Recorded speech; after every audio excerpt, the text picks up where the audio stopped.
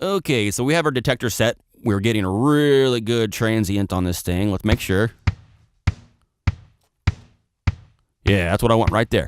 All right, so I'm turning listen off, and now I'm going to focus on this direct signal, which should, yes, it should sound exactly like it does coming out of Superior Drummer 2.0. Well, I know I want to add a big 808 boom low end thing, and you're going to need subs to hear this, boys and girls.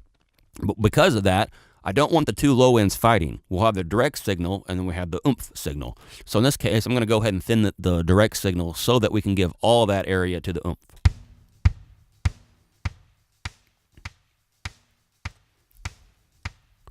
And we do have resonance so that we can restore some of the energy there right around this cutoff frequency. And if you're not up on resonance, shoot me an email. I need to make a video on that anyway.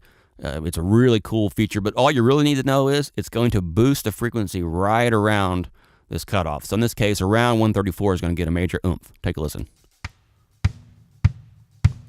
And that doesn't sound good at all to me, but I bet if we were down, say, at 70, it would. All right, so we'll start with no resonance and work our way up. See, big old peak there. And that's actually pretty cool sounding. But anyway, for this, I'm just going to kind of be boring and add or go to 120 hertz and kill everything below it with very little resonance. And while we're at it, I know I don't want any top end. Let's just say I'll add my own. All right, so. And this is one thing that Sasquatch does not have a lot of mid-range options. It's a click and an oomph maker.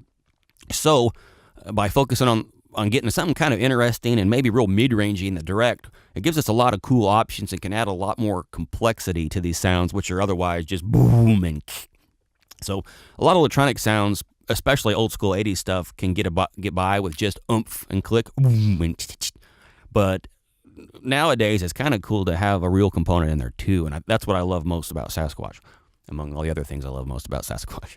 Okay, so listening. All right, and so with the direct signal, we have the option for turning it off, turn it back on. We have the option for high-pass filtering. We have the option for resonance.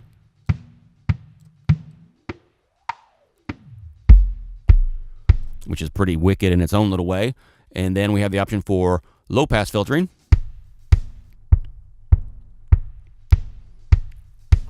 And, of course, level.